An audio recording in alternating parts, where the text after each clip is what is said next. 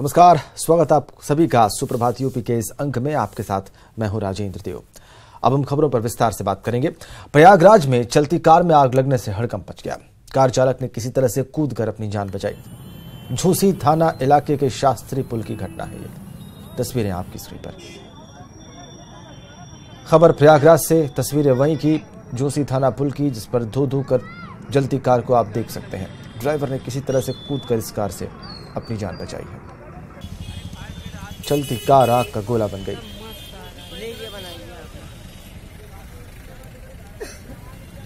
इस सर्दी में जहां पे तापमान जो है फ्रीजिंग हो रहा है, वहां पर इस तरह से चलती हुई कार आग का गोला बन जाए तो ये हैरत की बात।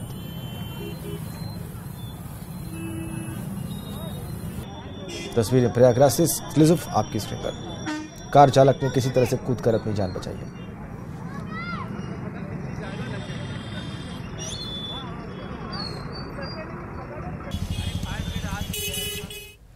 इधर शामली में पुलिस और बदमाशों के बीच मुठभेड़ हो गई।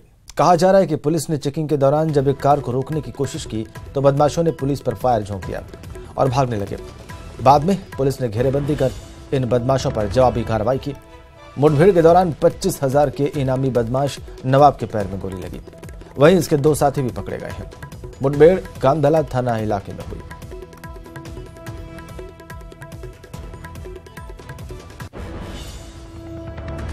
शामली में मुठभेड़, पुलिस और बदमाशों के बीच में 3 बदमाशों को पुलिस ने गिरफ्तार कर लिया है। इधर शामली में झंझाना थाना इलाके में एक और मुठभेड़ हुई। मुठभेड़ के दौरान पुलिस की गोली 2 बदमाशों के पैरों में लगी और इससे दोनों बदमाश घायल होकर जमीन पर जा गिरे, जबकि 2 अन्य बदमाशों को पुलिस ने मौके से ही गिरफ्तार कर लिया। घायल दोनों बदमाशों के नाम नजर और राशिद हैं और पकड़े गए 2 अन्य बदमाशों के नाम शहनवाज और वसीम हैं। पकड़े गए बदमाशों के कब्जे से पुलिस ने एक गाड़ी, 3 तमंचे, एक ABCL गन और भारी मात्रा में कारतूस बरामद किया है। इस मुठभेड़ में एक हेड कांस्टेबल भी जख्मी हुआ है। जब पुलिस टीम ने घेराबंदी की तो बदमाश तमंचा लहराते हुए और आम के बगीचे की तरफ भागने लगे और फायरिंग शुरू कर दी।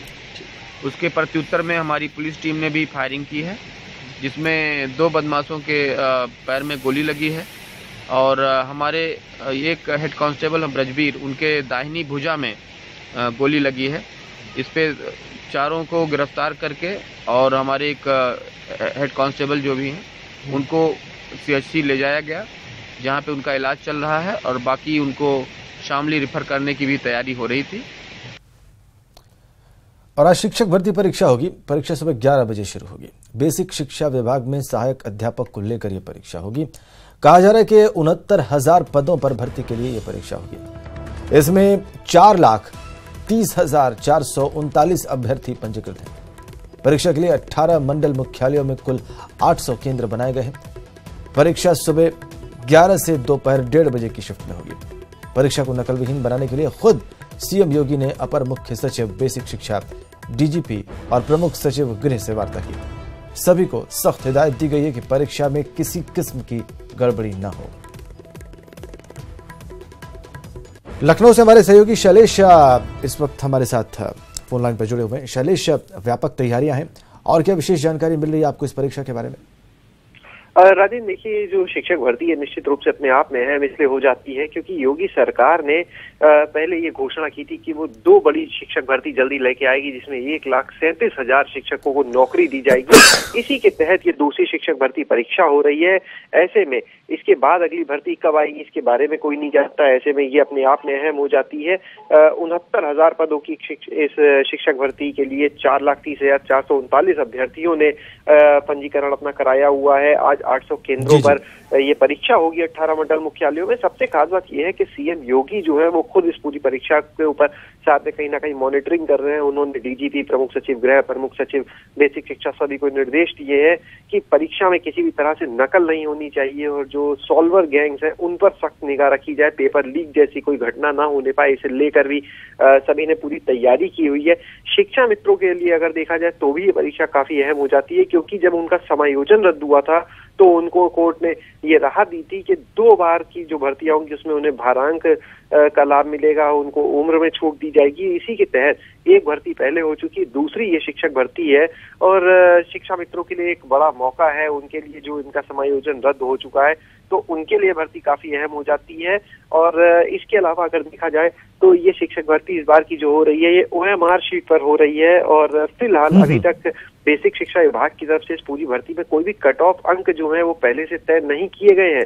इससे पहले जो शिक्षक भर्ती हुई थी इसमें कट ऑफ अंक भी रखे गए थे, जिसकी वजह से करीब 27,000 पद जो थे उनके लिए अभ्यर्थी ही नहीं मिल पाए बेसिक शिक्षा विभाग को और उनके पद खाली रह गए थे। लेकिन इस बार की जो भर्ती है उसमें कोई भी कट ऑफ अंक नहीं रखा गया। ऐसे में पूरे 69,000 जो पद है वो भर सकेंगे और यहाँ पर अधिक लोगों को मौका मिल पाएगा इसमें शिक्षक बनने का। तो निश्चित रूप से ऐसे में एक तरफ जहां बेरोजगारी का मौका है, कई जगह पर बेरोजगारी में युवा जो है वो परेशान है, ऐसे में इतनी बड़ी शिक्षक भर्ती आना उनके लिए काफी राहत भरी बात है। हर साल लाखों की संख्या में BTC और B.Ed के अभ्यर्थी जो है वो पास हो रहे हैं। शिक्षा मित्रों की एक बड़ी फौज है जो जिनका समायोजन रद्द हो चुका है। इन सभी के लिए ये एक बड़ा मौका है शिक्षक बनने का, सरकारी शिक्षक बनने का। तो आज 11 बजे से ये परीक्षा होगी। 2.5 घंटे की परीक्षा में OMR शीट पर सवाल पूछे जाएंगे और निश्चित रूप से इस वजह से भी जितने भी अभ्यर्थी हैं शायद इनकी संख्या इस बार काफी बड़ी है। अगर हम पहली शिक्षक भर्ती की बात करते हैं तो उसमें शामिल होने वाले जो अभ्यर्थी थे उनकी संख्या सिर्फ 1,07,000 के आसपास थी, जबकि इस बार की जो शिक्षक भर्ती है इसमें 4,30,439 अभ्यर्थी जो है वो परीक्षा के लिए इस बार पंजीकृत है। तो इसी से अंदाजा लगाया जा सकता है कि करीब करीब 4 गुना हो गए हैं अभ्यर्थी। ये 27 मई को इससे पहले परीक्षा हुई थी, 1 साल के अंदर दूसरी ये शिक्षक भर्ती की परीक्षा है और 4 गुना अभ्यर्थी हो जाते हैं। B.Ed के जो अभ्यर्थी हैं उनके लिए ये परीक्षा काफी अहम हो जाती है राजेंद्र, क्योंकि इससे पहले NCTE ने की जो व्यवस्था थी उसमें B.Ed के अभ्यर्थियों को डायरेक्ट शिक्षक बनने का मौका नहीं मिल पा रहा था, तो वो बाहर हो गए थे। जबकि इस बार जो B.Ed करे हुए अभ्यर्थी हैं उनको मौका मिलेगा। ये आपने महत्वपूर्ण बात बताई। में शामिल होने वाले तो देखा जाए चाहे वो बात शिक्षा में की जाए चाहे B.Ed के अभ्यर्थियों के लिए की जाए, सभी के लिए अहम हो जाती है। विवादों में इस भर्ती को भी लाने की कोशिश की गई, मामला कोर्ट तक कई बार गया। बल्कि अगर हम 4 जनवरी की बात करते हैं यानी सिर्फ 2 दिन पहले की, तब भी इस भर्ती को लेकर ये बात सोशल मीडिया पर आने लगी थी कि कोर्ट ने इस पर स्टे लगा दिया। तो जितनी विवादों में भर्ती गई है शुरू से ही और जितनी ज्यादा अड़चनों के बीच ये एक उम्मीद कहीं ना कहीं एक बात सामने आ रही थी कहीं ये भर्ती न रुक जाए। तो ये एक बड़ी ठीक बिल्कुल शैलेश, निश्चित रूप से ये अहम बात होगी सफलतापूर्वक आज की इस भर्ती परीक्षा का संपन्न होना। शुक्रिया आपका।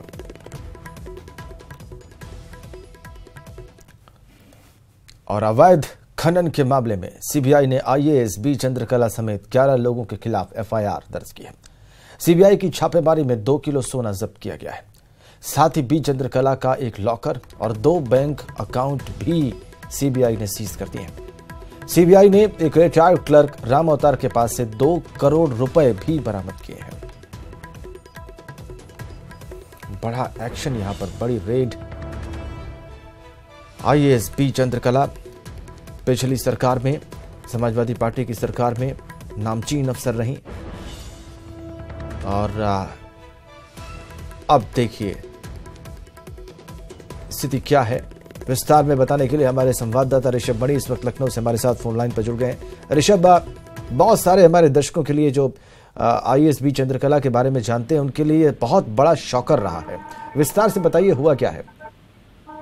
राजेंद्र, देखिए, हाई कोर्ट के आदेश पर CBI ने एक प्रिलिमिनरी इंक्वायरी दर्ज की थी जिसकी जांच की जा रही थी 2016 के बाद से। उस जांच के बाद 2 तारीख को नई दिल्ली में CBI ने एक मुकदमा दर्ज किया है उत्तर प्रदेश में अवैध खनन के सिंडिकेट का। ये वो सिंडिकेट है जिसमें सत्ताधारी दल से जुड़े हुए लोग शामिल थे, जिसमें प्रशासन के अधिकारी, खनन विभाग के अधिकारी, पट्टाधारक शामिल थे। इसमें जो सबसे पहला नाम आया है वो IAS B चंद्रकला का आया है कि वो हमीरपुर जिले की DM रहते हुए उन्होंने तमाम ऐसे लोगों को प्रश्रय दिया है वो आपराधिक साजिश में शामिल रही हैं, जो पट्टे धारक थे उनसे अवैध वसूली में शामिल रही हैं और प्रिवेंशन ऑफ करप्शन एक्ट की धाराएं भी उनके ऊपर लगी हुई हैं। तो कुल मिलाकर प्रशासन, खनन विभाग और सिंडिकेट हमीरपुर शहर में एक अवैध खनन का सिंडिकेट चला रहा था, जहाँ पे यमुना नदी में मोरंग की खदानें हैं, जहाँ पर NGT के नियमों को तोड़कर सुप्रीम कोर्ट की गाइडलाइंस की को ताक पर रखकर लगातार अवैध खनन किया जा रहा था और सरकार को करोड़ों रुपए के राजस्व का लॉस भी हुआ है जिससे। तो इसमें हमीरपुर की तत्कालीन जिलाधिकारी बी चंद्रकला शामिल हैं, वहां के खनन अधिकारी थे मोइनुद्दीन शामिल है, सपा के एमएलसी रमेश चंद्र मिश्रा, उनके भाई दिनेश मिश्रा और तमाम रसूखदार लोग हैं, पट्टाधारक लोग हैं जो उसमें शामिल थे। सीबीआई ने मुकदमा दर्ज कर लिया है गंभीर धाराओं में और कल कई जगहों पर छापेमारी चली है। एक क्लर्क पीडब्ल्यूडी के रिटायर्ड हेड क्लर्क थे राम अवतार सिंह, जिनके आवास से जालौन में 2 करोड़ रुपए नकद और 2 किलो सोना मिला है। हमीरपुर के तत्कालीन खनन अधिकारी मोइनुद्दीन के घर से 1 किलो 800 ग्राम सोना बरामद हुआ है, 12 लाख रुपए नकद बरामद हुए। चंद्रकला के घर से भी 2 लॉकर के दस्तावेज मिले हुए हैं और 2 बैंक खाते मिले हैं। तमाम पेपर्स कागजात सीबीआई अपने साथ ले गई है, उनकी जांच चल रही है, उनको क्रॉस चेक कर लिया जाएगा, उनको वेरीफाई कर लिया जाएगा। इसके बाद उसमें सीबीआई कुछ गिरफ्तारियां कर सकती है या आरोपियों के नाम भी जांच के दौरान बढ़ाए जा सकते हैं। ऋषभ, ये आपने बताया सोने के बारे में, कहीं 2 किलो कहीं 1 किलो 800 ग्राम। बी चंद्रकला के पास से क्या मिला? राजेंद्र, बी चंद्रकला के घर से कोई बड़ी बरामदगी नहीं हुई है। 2 बैंक खातों की डिटेल मिले हैं, 2 बैंक लॉकर मिले हैं। हाँ, अब उनको खंगालने से क्या मिलता है ये आगे पता चलेगा, वो आगे की कार्रवाई में पता चलेगा। लेकिन फिजिकल कोई बड़ी चीज नहीं मिली है, सोना चांदी रुपए पैसा जैसा। लेकिन जो दस्तावेज मिले हैं वो शायद सबसे अहम हो सकते हैं। जब उन दस्तावेजों को चेक कर लिया जाएगा कि किस तरह से सिंडिकेट ये काम कर रहा था, क्योंकि एक चीज तय हो गई है कि पिछली सरकार में अवैध खनन एक ऑर्गेनाइज्ड क्राइम की तरह चल रहा था, जिसमें यमुना में मोरंग की अवैध खदानें थी, मिनरल्स की खदानें जो थी उनमें अवैध खनन हुआ है और सबने करोड़ों अरबों रुपए बनाए हैं। अब सीबीआई मुकदमा दर्ज कर चुकी है। जब इसकी जांच आगे बढ़ेगी तब मान के चलिए कुछ और लोगों की गिरफ्तारी हो सकती है, कुछ और आरोपियों के नाम बढ़ सकते हैं। ठीक है ऋषभ, बहुत धन्यवाद आपका।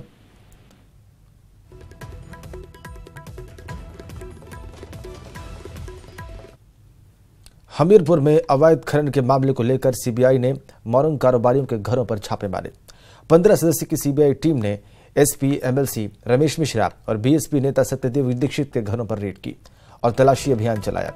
इसके साथ साथ सीबीआई मामले की पूछताछ में भी जुटी हुई है। अरे भूलिए और ये की बात देखा है।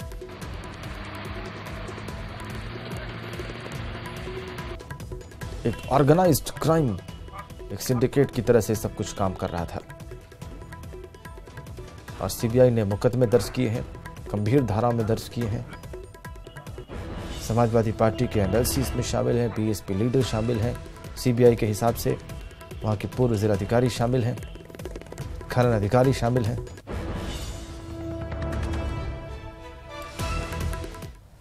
तो हमीरपुर में एसपी एमएलसी रमेश मिश्रा के घर छापेमारी के बाद सीबीआई की 8 सदस्यों की टीम कानपुर पहुंची और वहां उनके भाई के किदवई नगर में मौजूद घर पर भी छापा मारा गया।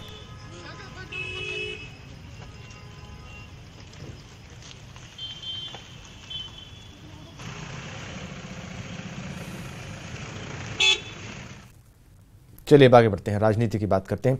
2019 लोकसभा चुनाव की बिसात बिछ चुकी है। हर पार्टी अब तेजी से काम कर रही है। इसी सिलसिले में बीजेपी ने चुनाव प्रभारी और सह प्रभारियों की घोषणा कर दी। यूपी के लिए जेपी नड्डा को चुनाव प्रभारी बनाया गया है। आपको यह भी बताएं कि जेपी नड्डा केंद्रीय मंत्री भी हैं, केंद्रीय स्वास्थ्य मंत्री। जेपी नड्डा मूल रूप से हिमाचल के और अब वो चुनाव प्रभारी हैं उत्तर प्रदेश के। ये एक महत्वपूर्ण कदम बीजेपी की ओर से। आपको याद होगा पिछले लोकसभा चुनाव में बीजेपी के चुनाव प्रभारी थे उत्तर प्रदेश के खुद अमित शाह। इस बार ये बागडोर जेपी नड्डा के हाथ में रहेगी। आगे बढ़ते हैं। मुगलसराय स्टेशन के बाद पनकी स्टेशन का नाम बदलकर पनकी धाम कर दिया गया है। रेल राज्य मंत्री ने पनकी मंदिर में आयोजित हुए लोकार्पण और शुभारंभ कार्यक्रम में कहा कि प्राचीन पंचमुखी मंदिर में लगने वाले आस्था के सैलाब के चलते सरकार ने स्टेशन का ये नामकरण किया है। खबर कानपुर से है। वहां के विदनू थाना क्षेत्र में शराबी पति ने अपनी पत्नी की हत्या कर दी और मौके से फरार हो गया। बाद में मौके पर पहुंची पुलिस ने शव को कब्जे में लेकर आरोपी की तलाश शुरू कर दी। सनसनीखेज खबर कानपुर के बिदनू इलाके से, पति ने पत्नी की हत्या कर दी और उसके बाद फरार हो गया। इस शराबी पति को पुलिस तलाश कर रही है।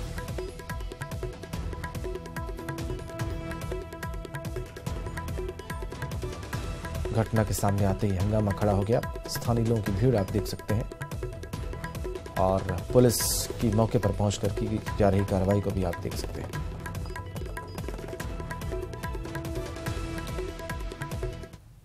अगली बड़ी खबर लखनऊ से है। घूसखोरी के मामले में 3 मंत्रियों के निजी सचिव गिरफ्तार कर लिए गए। राम नरेश त्रिपाठी, संतोष अवस्थी और ओम प्रकाश कश्यप गिरफ्तार कर लिए गए। मंत्री अर्चना त्रिपाठी, संदीप सिंह और ओम प्रकाश राजभर के ये लोग निजी सचिव थे। एक निजी चैनल ने स्टिंग के जरिए इस बात का खुलासा किया था। कैबिनेट मंत्री ओम प्रकाश राजभर के निजी सचिव भी गिरफ्तार हुए हैं। तो 3 निजी सचिवों को गिरफ्तार कर लिया गया है घूसखोरी के मामले में।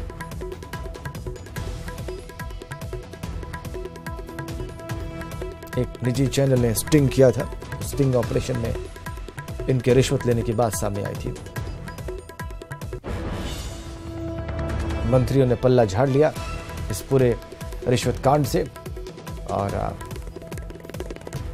अब इन 3 मंत्रियों की गिरफ्तारी हो गई है। राम नरेश, इन निजी सचिवों की गिरफ्तारी हो गई, क्षमा करिए, राम नरेश त्रिपाठी और इसके अलावा संतोष अवस्थी और ओम प्रकाश कश्यप, इन 3 निजी सचिवों की गिरफ्तारी हो गई है। क्रमशः ये निजी सचिव थे मंत्री अर्चना त्रिपाठी, संदीप सिंह और ओम प्रकाश राजभर के।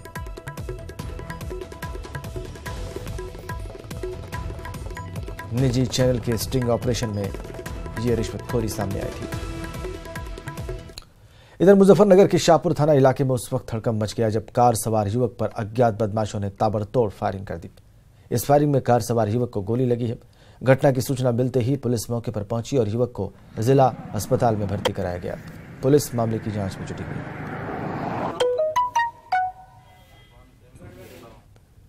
मेरठ में कार सवार 2 युवकों पर उनके दोस्तों ने ही ताबड़तोड़ फायरिंग कर दी। घायल युवकों की हालत गंभीर है, उन्हें हॉस्पिटलाइज कराया गया है। घटना थाना नौचंदी इलाके की है। पुलिस मामले की जांच कर रही है।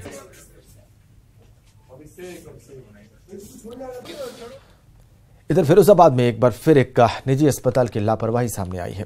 आरोप है कि इस अस्पताल में बगैर किसी डॉक्टर के ही एक प्रसूता का प्रसव करा दिया, जिससे नवजात की मौत हो गई। मामला रामगढ़ थाना इलाके का है। नवजात की मौत के बाद परिजनों ने अस्पताल में जमकर हंगामा किया।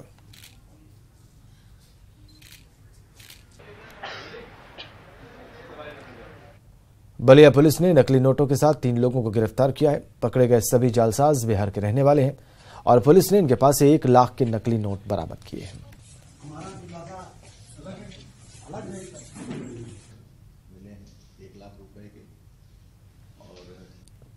इधर बलिया जीआरपी ने 5 शातिर ट्रेन लुटेरों को गिरफ्तार किया है। ये लोग चलती ट्रेन में रेल यात्रियों से लूटपाट करते थे। आपको बताते चले कि पकड़े गए सभी लुटेरे बीती 29 दिसंबर को रेवती रेलवे स्टेशन पर सारनाथ एक्सप्रेस ट्रेन में हुए चर्चित लूटकांड घटना में शामिल थे। जीआरपी ने पकड़े गए लुटेरों के पास से 2 देसी तमंचे, 2 जिंदा कारतूस बरामद किए हैं। हमारी पहुंच आपकी ताकत है। अब न्यूज 18 यूपी देखने के लिए आप लॉग ऑन कर सकते हैं news18up.com, हमारा Facebook page /news18up, Twitter handle @news18up और यूट्यूब चैनल /news18up उत्तराखंड। आप देख रहे थे सुप्रभात यूपी। एक छोटे से ब्रेक के उस पार सुप्रभात उत्तराखंड।